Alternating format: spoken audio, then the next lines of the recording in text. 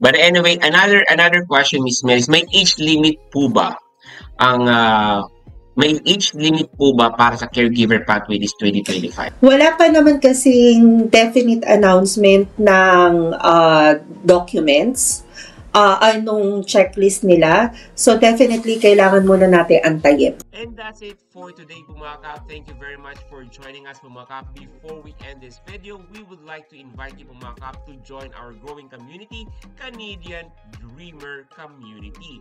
On this community, Pumakap, you will have an opportunity to access the following.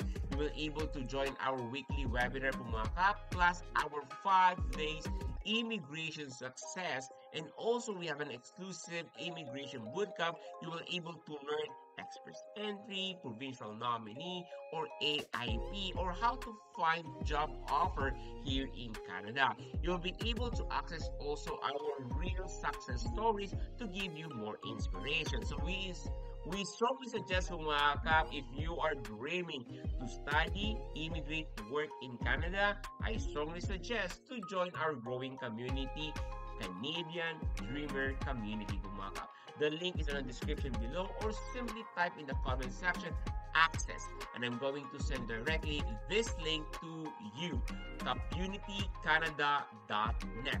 Thank you very much, mga kap, and signing out. Maraming salamat, mga kap, and see you here in Canada.